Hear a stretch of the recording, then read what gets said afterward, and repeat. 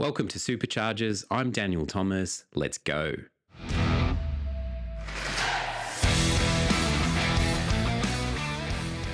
G'day, guys. My guest today knows what it means to start over.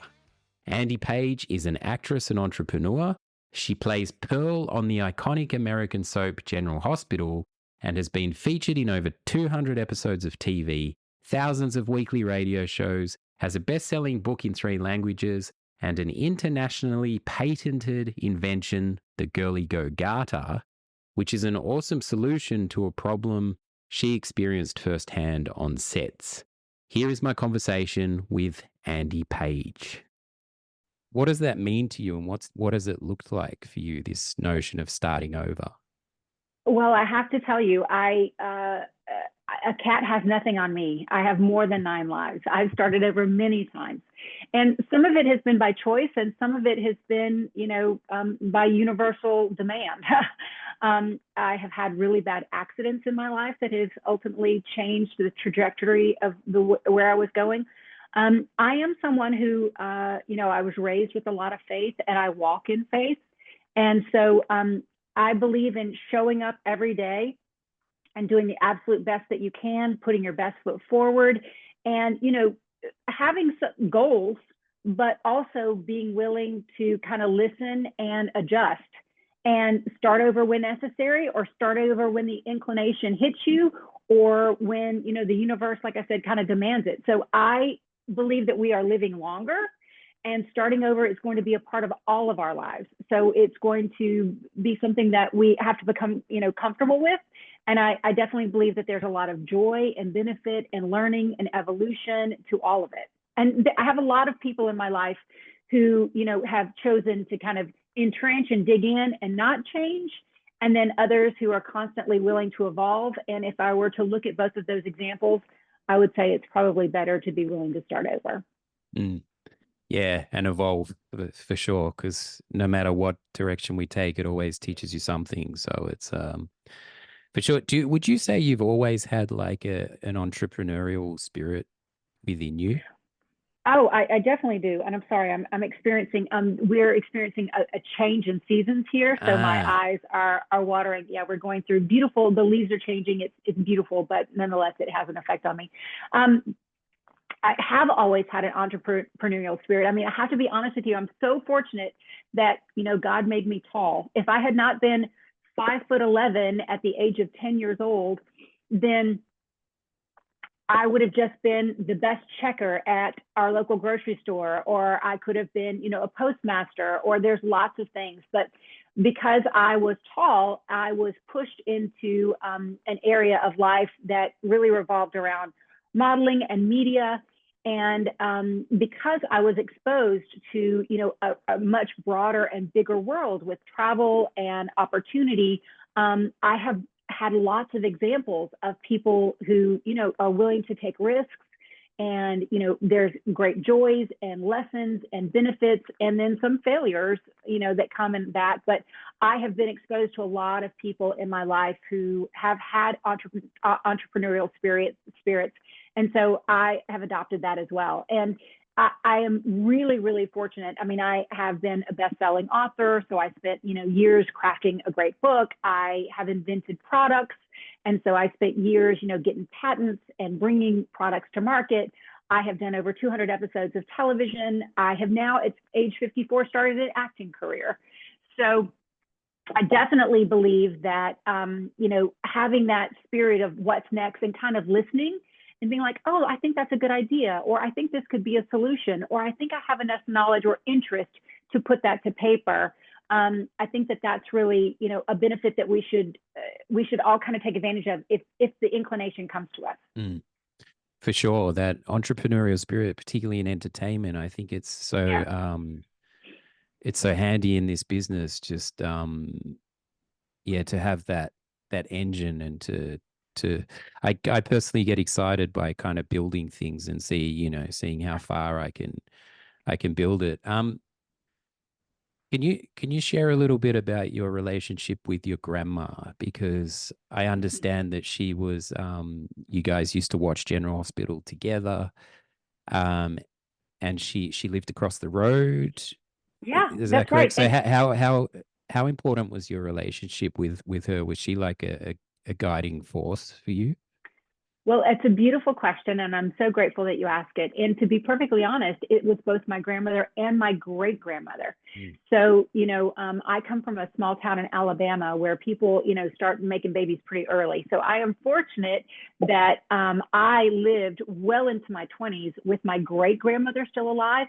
And at 54, my grandmother is still alive at 98 years old. Oh wow. So yeah, so I did live, with my grandparents. My twin sister and I lived with my grandparents, and then right across the street was my great grandmother. And so my great grandmother, when I was young, was the place. She was a bit of a respite for me because I could go over there and get, real Coca-Cola, which was a no-no. I could get real Coca-Cola and Nutter Butters, the Nutter Butter, cookies and things like that. And that was a draw because, my grandmother was much more health conscious, but my great grandmother had the great snacks. And it is true, being the newest cast member on General Hospital is a total, a circular moment for me because I did watch that all the time. I went to a parochial school in the States where we got out early every Wednesday. It was considered like a teacher's day. So we got out at 1 o'clock on Wednesdays.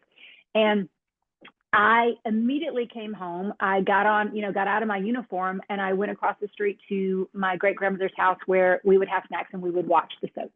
So that was my Wednesday ritual.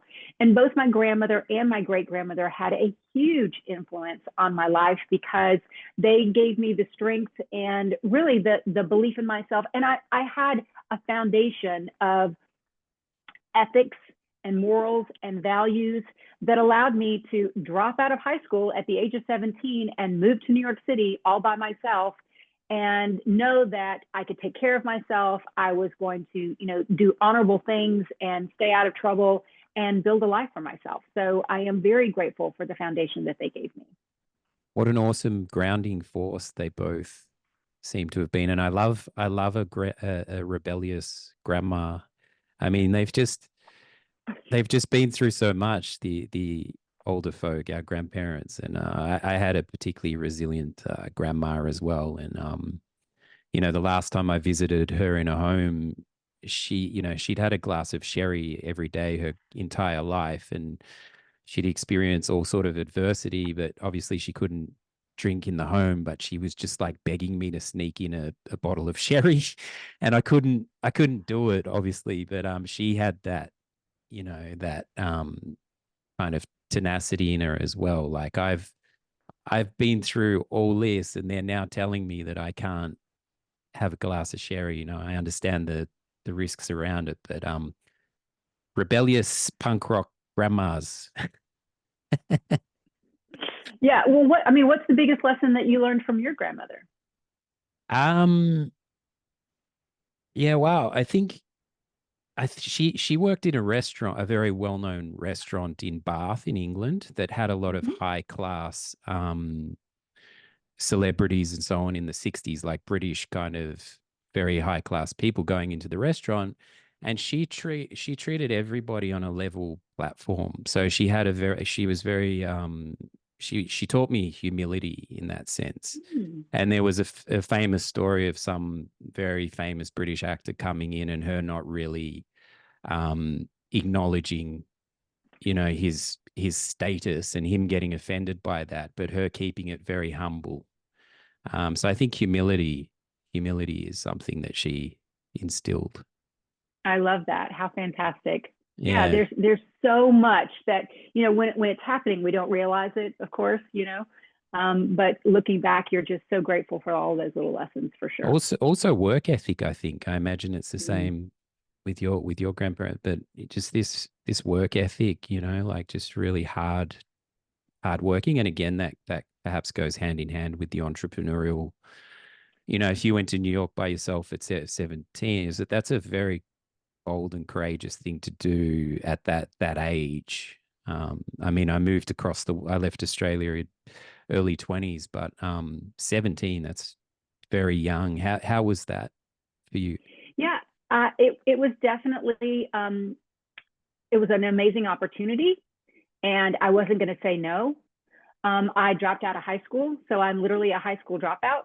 And I got in America what's known as your graduate equivalency diploma. It's called a GED. So I took the test on that, and I did very well. I was a very smart girl.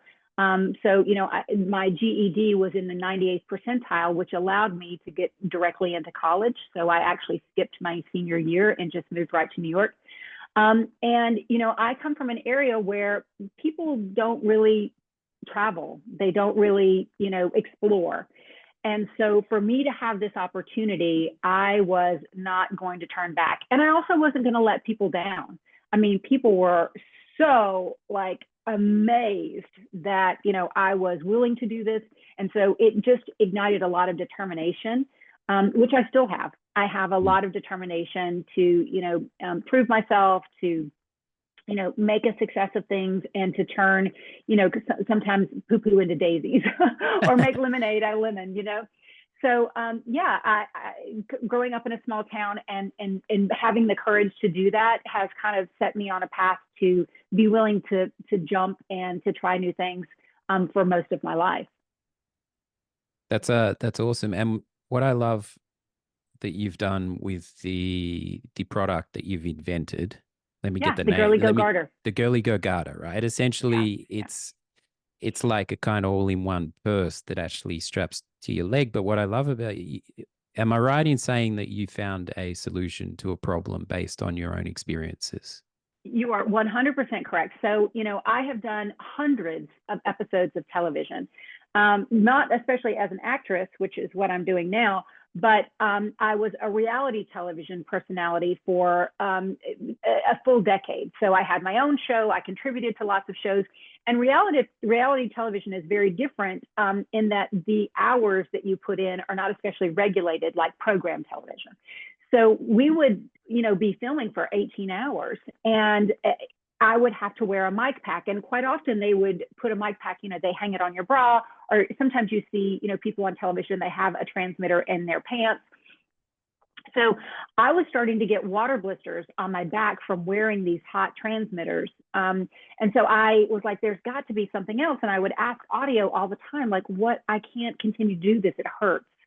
And was so, that, sorry, was that from the sweat, from the sweat and the what? No, transmitters heat up. They get hot. Right. But Yeah. yeah.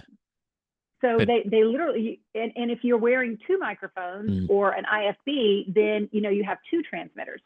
So they just get hot. I mean, the battery gets hot. It's literally transmitting, ions and, all the things. There's electronic waves. So it just gets hot. And after 18 hours of wearing it, it's really hot.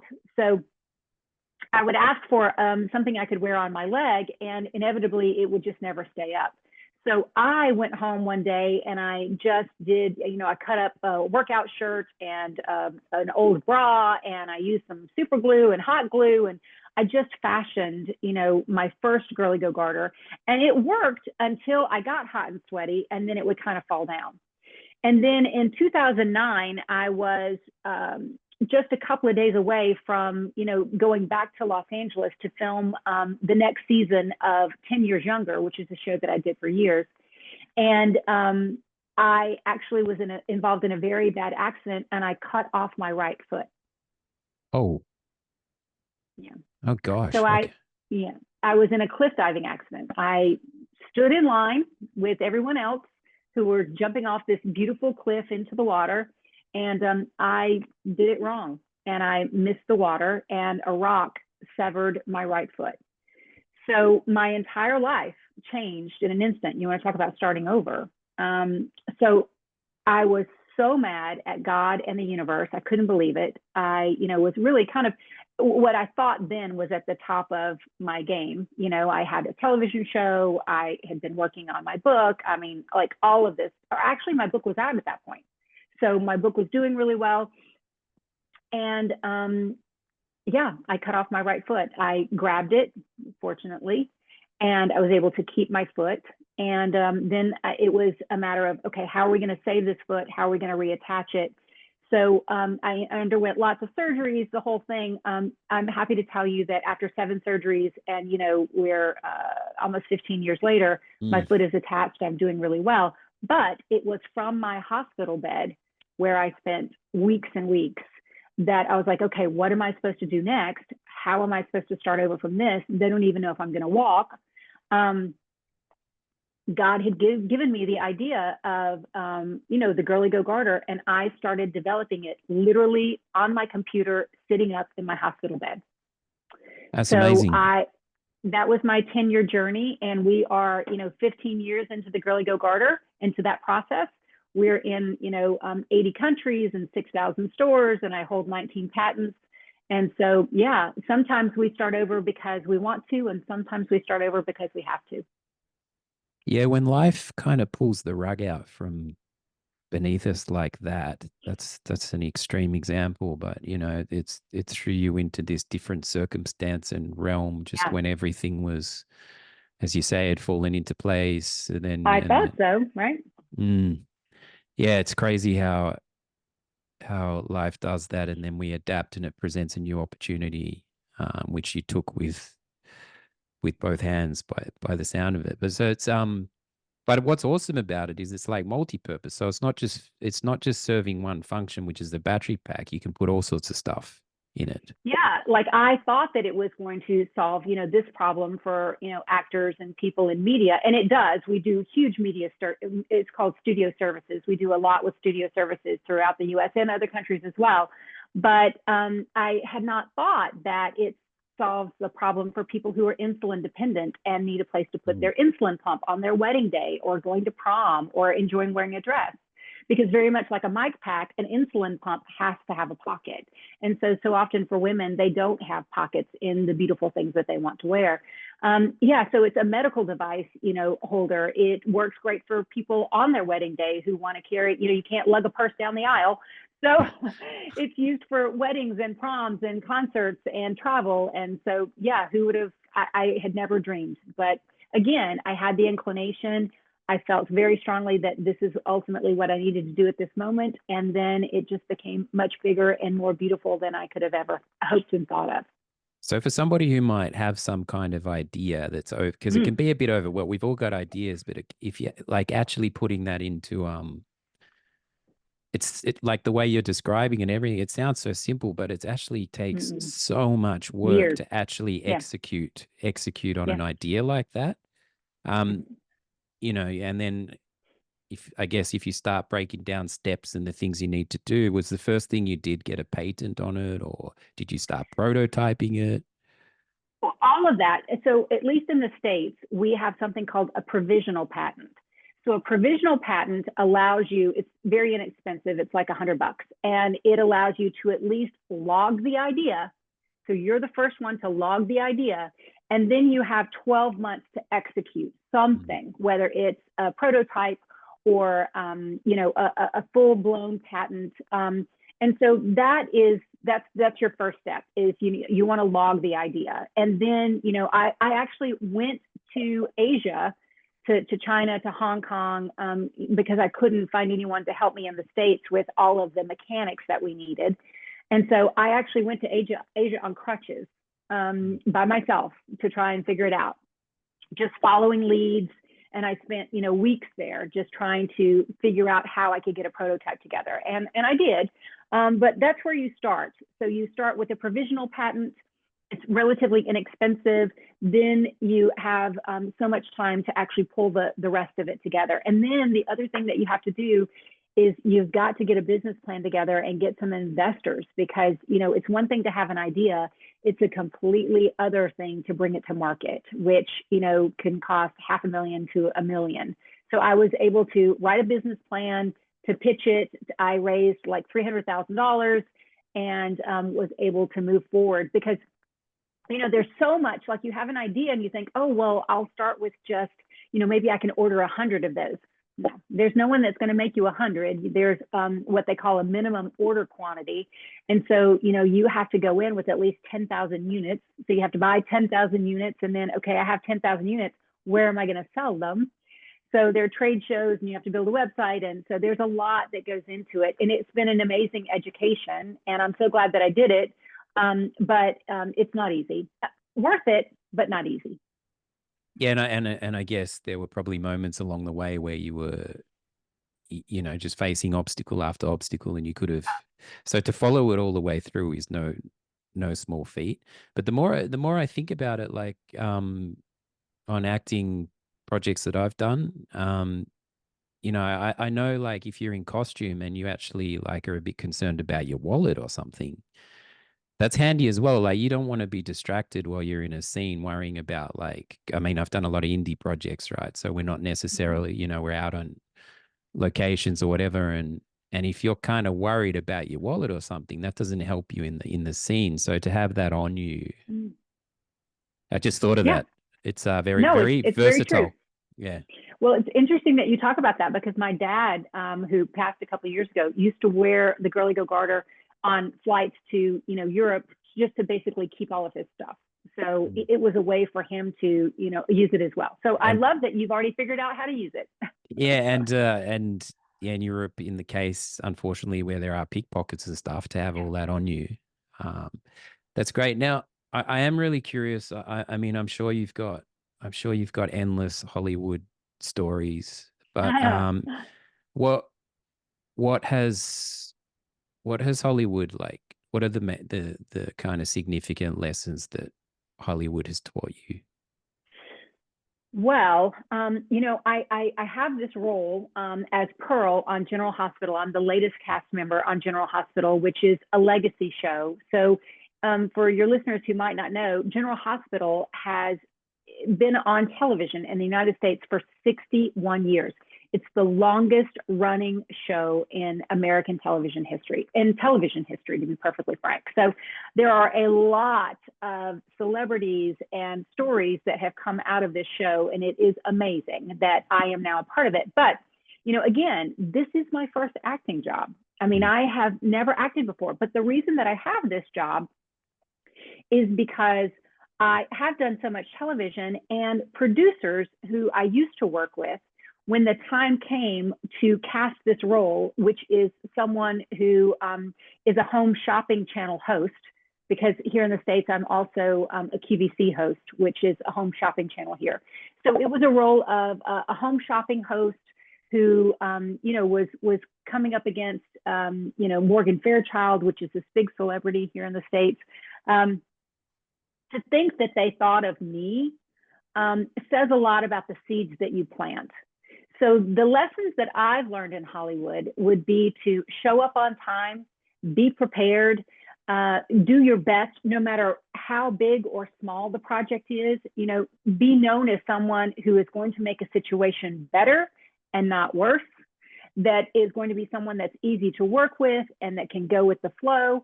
Because the seeds that you plant today, that doesn't mean that you're going to bear the fruit today, right? You're not going to enjoy the fruit today. But the seeds that I have planted throughout my career led to this new opportunity because the producers remembered that, I was okay to have around and I was dependable and that they could count on me.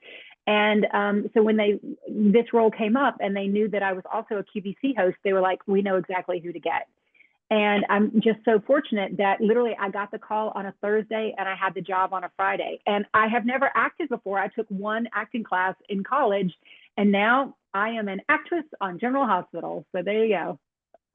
That's amazing how, like you say, the way we show up in everyday life and situations, you never know where that might lead further down the line. And just as we mentioned earlier, that decency and that work ethic, and that if you just hold yourself to that, in all your kind of personal and professional exchanges, you never know when that's going to come back around. But I always found it classic with like, not to tell a too long story, but just, I worked in architecture, and then I started pursuing film and acting when I moved to Germany, which was crazy because being an Australian actor in Germany has been wild, right? It's been really wild.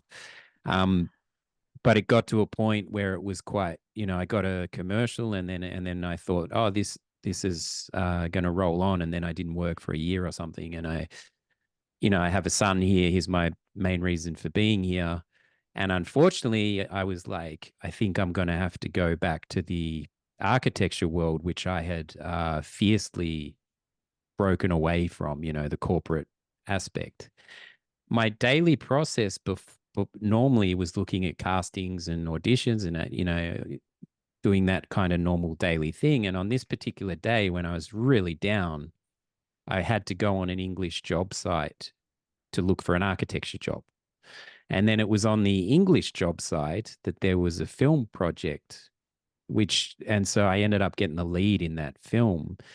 But the craziness, like you're saying, the craziness of it is I was pursuing that in a normal way. And then when I actually went to turn around and go to the fallback on a completely different side I never would have looked at, that's when a job presented. So I was like, I don't know what the best approach is here, because I was doing all the other normal stuff that you would do to build an acting career, and then it presented like that. So I hear you on that front of like things going full circle, but that must have just been. But the universe was tapping you on the shoulder. It was like, okay, it might be, go here, and you did. So it's being a listener, right? It's also being a listener. So you never know. You just never know. But I am one of those people that is determined to live to be 100. So I'm like determined that I want to work until my 80s, and acting is one of those things that you can do. You can still bring value as long as you have the cognitive ability to memorize lines. You can. And I have to tell you, so I mentioned, that I work with Morgan Fairchild. So Morgan Fairchild, for your listeners, was a huge star in the 80s in America. And to think that here we are, 40 years later, and she's almost 80, and she is starring in General Hospital. I mean, she does an amazing job. So she's a perfect example of someone, if you stay healthy and vibrant, this is definitely a second, third, fourth act. If you're interested in doing it, you can. For sure. And I think richness of life experiences like you've had, I think that brings a lot to the table as well. So it's an awesome place to come from when you can draw from those experience. I mean, heading to New York at 17, things like that. It's and obviously the injury you had, it all gives you that kind of resilience and stuff to draw from, I think. There's so many things that when I was reading your bio, I was like, there's a lot, which is awesome. You also have a dating podcast. I do. So this is the latest thing that I've been drawn to. So I, again, I'm a listener, and I am completely fascinated about what is happening with modern dating. It has changed so much in the last 10 years. And I think as I've done a deep dive into it, a lot of it has to do with the financial drive of a lot of the dating apps. I mean, the dating apps really don't prosper when you find love. The dating apps ultimately prosper when you continue looking for love. True. So, yeah. So there is a lot of kind of a misperception about what you're getting on a dating app. And I think that we are also dealing with 1 to 2 generations now who have really spent their entire life, in a virtual world and not so much a real world. So there's, a lot of social disconnect. There's a lot of social anxiety. So, I've started a podcast here in the States called The Dating Lab with the Hillbilly Yenta. And that is a term that my husband gave me because I'm from Alabama and he's, part Jewish. And so a yenta is a Yiddish term for kind of a matchmaker. And so he calls me the Hillbilly Yenta. But I have been doing a deep dive into what is happening to modern dating, why some of the most amazing women in my life cannot find love. Like, they are accomplished and gorgeous and healthy and vibrant, and they cannot find love. And then it feels like women have lost their power and men have lost their drive. And so I'm very curious about, kind of what's happening. So that's the latest thing that has, my my notions, my thoughts, my interest, and, my time. And I have started to do that exploration through a podcast. So I know that it seems very different than anything else I've done, but as we've talked about, I'm a listener and I'm curious. So it's the latest deep dive for me. That's what I was going to go back to, this listening, focused listening. That's what I find about this show is an exercise in listening, which is just so important. And I don't know if it's taught enough in school with the actual, we're taught to speak, but the actual listening component. And the dating game, I've been out of the game for so long. I mean, I was on Tinder very briefly a long, long time ago, and I found it I just found it really difficult as a person who seeks true connections and stuff. And what you're saying about that reframe of what the apps are targeting, yeah, they're not interested in an organic explosion of love that's going to leave the app for dust. You're right. Their motives and the way they operate. Yeah, I can't imagine. All I know is like this kind of people as call it a commodity, that just swipe, and like if this person doesn't tick these boxes, well, I'll just move on. It's really quite crazy actually in terms of how we exist and coexist as humans. We're getting some pushback in the States. A lot of people are getting off the dating apps, and there are a lot more, kind of formulas that are being established to try and meet people. But it worries me. I mean, I have never had children myself, but I'm very fortunate that I have 3 bonus children from my husband. So I have 3 beautiful daughters who I have watched grow up. I have one that's 22 and twins that are 18. And I have watched them grow up in kind of this society that's very cyber-based, that's very, social media-based. And I am, watching the differences. And so that's another thing that's driving me. Things are very, very different. And of course, they're also very frightening. I mean, I can completely understand that. But, innovation is wonderful. And it can also be troublesome. So we have to navigate that.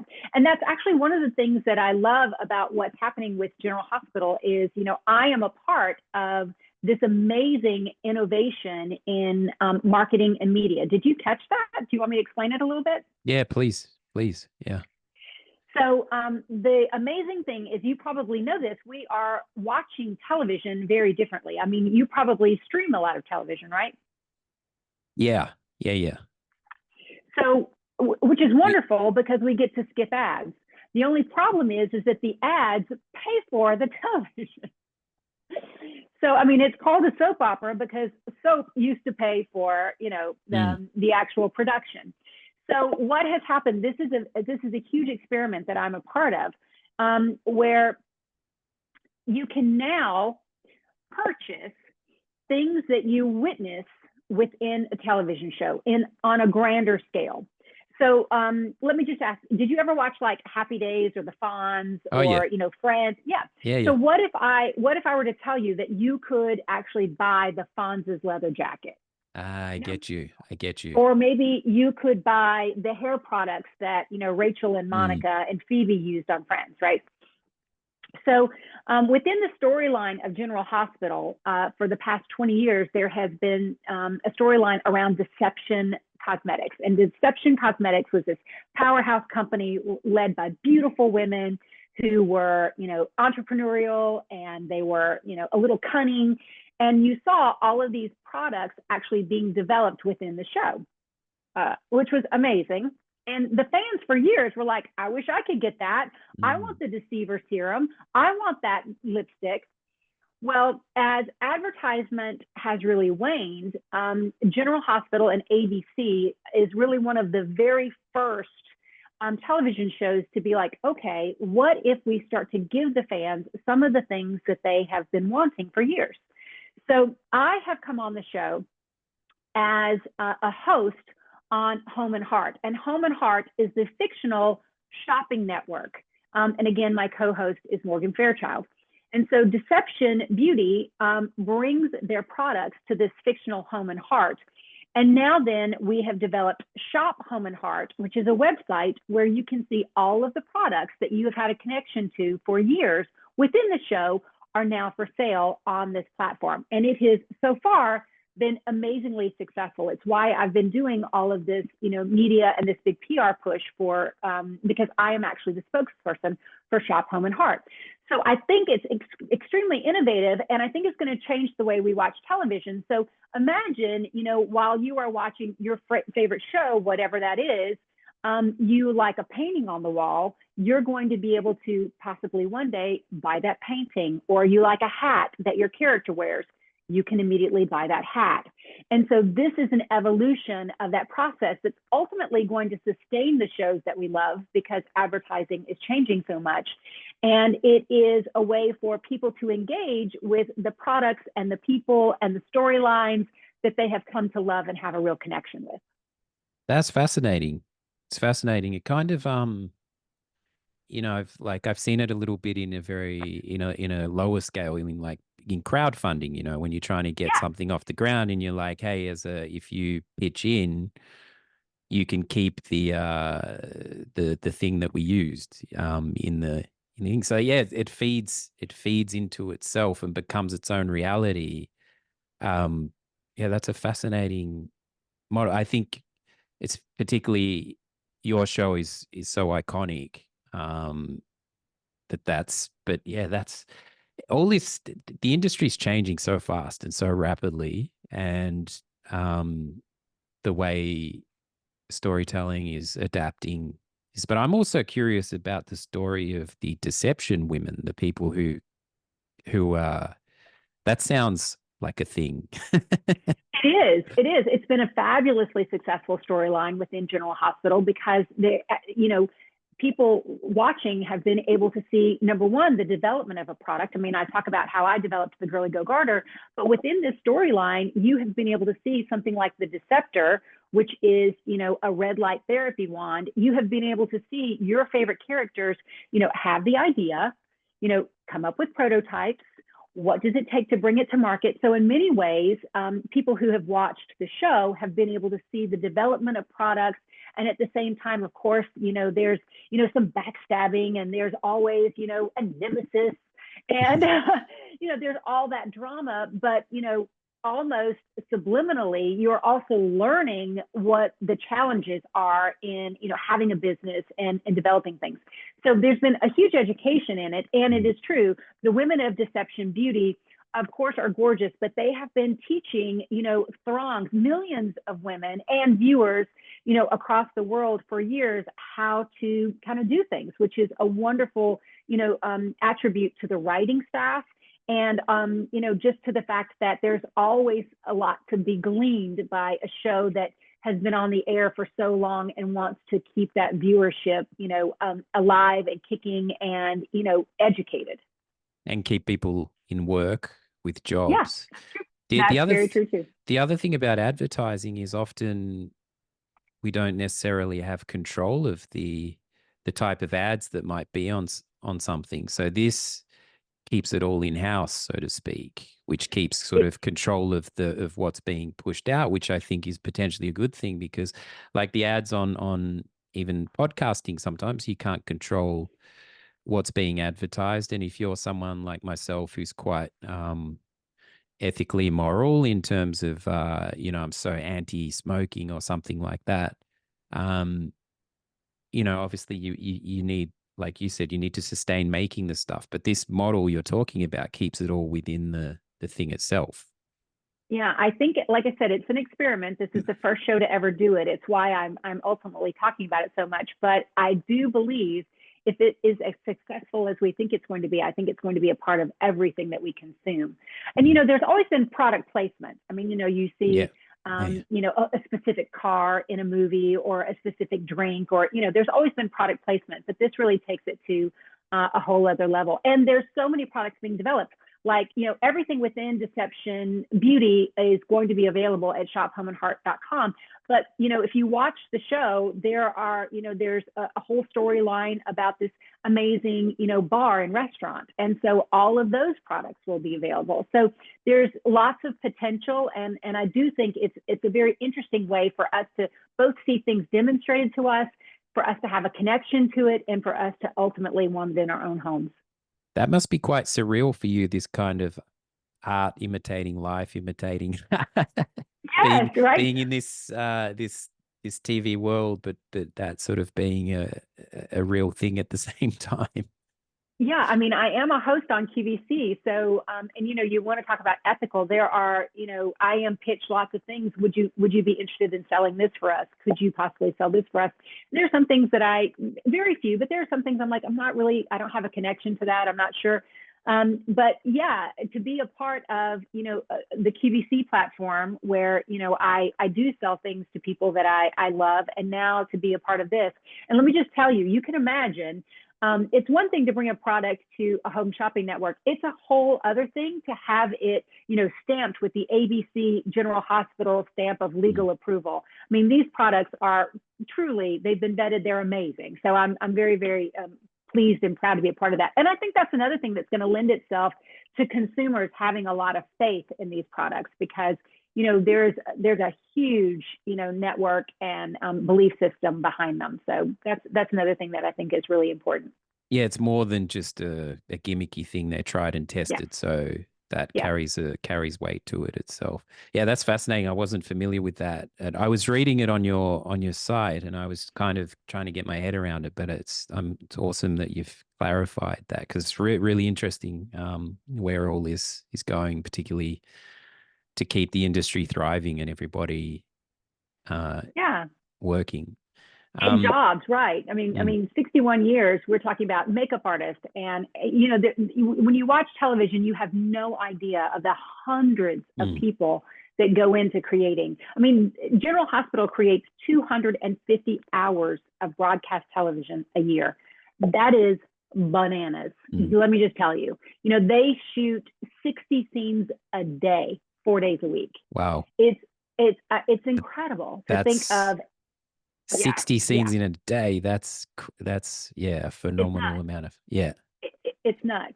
So I mean, you want to keep all of that going, right? You want to keep all those people working and keep this legacy show alive. I'm sorry I interrupted you. No, I've always thought about it. Like, I remember the first big commercial I did for a car company here, and just, there's the frame and the image, and I was just like blown away what was behind. I was on a farm, and there was stadium lights, and not only the crew, but the agency and the car people. And like, there was just streams of cars coming in, but the image was just me and my scene partner.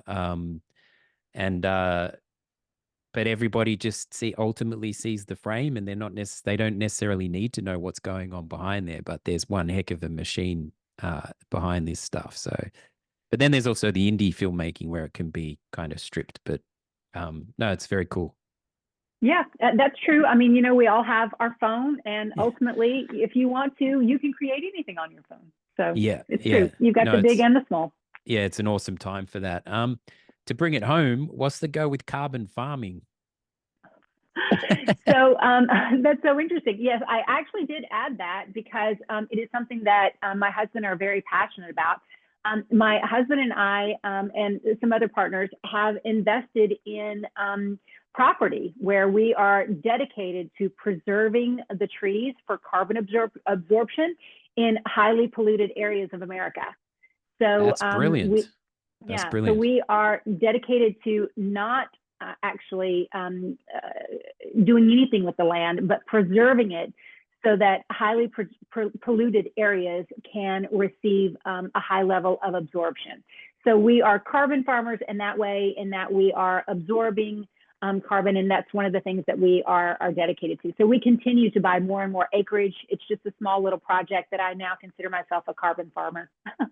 That's again, I was trying to get my head around. I was thinking, what could this be, the carbon farming? But yeah, I didn't realize that it's preservation of nature. And like, having worked in sustainable architecture, you know, having worked for a firm that was very focused on environmentally healthy buildings, yeah, it was always like, how can we preserve this tree on the, you know, how can we work within the land and sit lightly on the land as opposed to like wiping it out. So that's another branch. It is. It's Yeah. And it's something that was interesting to us. And so we started small, and now I think we're up to like 75,000 acres. So we started very small, but it's definitely something that we believe in. And yeah, so it's just another thing where you listen and you're like, let's look into that. And it's just kind of built. And so it's my husband's real pet project, but you know, I'm along for the ride. That's a really commendable thing. Like in Australia, we wipe out a lot of, you know, sacred sites and things get wiped out by construction. So you're actually doing the reverse. You're buying the property to actually preserve, to protect it, which is fantastic. Well, I mean, it's with the mission. So we buy very specific property that has legacy trees on it that are known to be the most absorbing. So it is a very specific mission. I mean, it's not like, you know, we're just buying some random piece of property. We are searching out properties that have specific, you know, high absorption rates. So that's also very important. It just around the States or sort of? Yeah, no, Yeah, right okay. now it's the Pacific Northwest, and they tend to be, you know, really high polluters there, that whole Pacific area. So right now we're mostly in Oregon. Okay. Oh, fascinating. Fascinating. It's a tradition on the show to have guests offer some kind of challenge for listeners to bring it home. Now, is there anything? It could be absolutely anything, something that has benefited you. There's no rules to this. It could be something based on our discussion. I mean, we've talked about a few things, but is there something that springs to mind? Yes. And I thought about this. I read about it. I knew it was coming. And I don't know that you're going to love my challenge, but I do have a challenge. And my challenge is I encourage every woman who is listening to brighten their lipstick and wear lipstick every day for a month. I love it. I think it's the one thing, you know, I'm a beauty and style expert as well. And so I do radio about beauty and style, you know, every week. And it's one of the things that I think as we get older, we decide not to wear lipstick, or we, you know, choose the wrong colors. But if we brighten our lipstick, we can brighten our smile. We can bring more life to our face. But the other thing, this is the one thing that we have an advantage of. Women, we have the ability to draw a bright ring around our information box. So literally, this is our information box, and we have the ability to draw attention to it. So I just want to challenge your listeners, your female listeners, but your men too if you want, to wear a brighter color lipstick for 1 month and see if that doesn't change everything. That's pretty cool because it's bigger than the lipstick. You're going at something bigger there about what's behind it and what it represents. That's far more than just a superficial kind of so this is very cool. That's what I love about these challenges. They're so wide and varied, you know. And that's definitely one we haven't had, so that's I'm glad to throw you off. There you go. No, but I get it. I really get it. And where can people find you and is it best for people to go to your personal website for all the business ventures? Yes. Well, I mean, I encourage people, of course, to go to shophomeandheart.com for all things General Hospital. And you can also find me at Shop with Pearl, because Pearl is my character's name. So shopwithpearl.gh on Instagram. I am the Andy Paige on Instagram, and you can also go to andypage.com to find out everything that I'm involved in. And I really appreciate your time. This has been so wonderful. I've really enjoyed our conversation. Likewise, I really, really appreciate everything you're doing and this striving in all different ventures and using your platform in different ways. And it just sounds like it's very exciting times. So I'm curious to continue to follow your journey. Let's do it again. We'll meet back up in a little while. There you go, guys. Honest ratings for the show on Apple are appreciated. If you have a guest suggestion, please feel free to reach out on my website at danielthomas.co. I'm also on social media at Mr. Dan Thomas. Catch you on the next episode.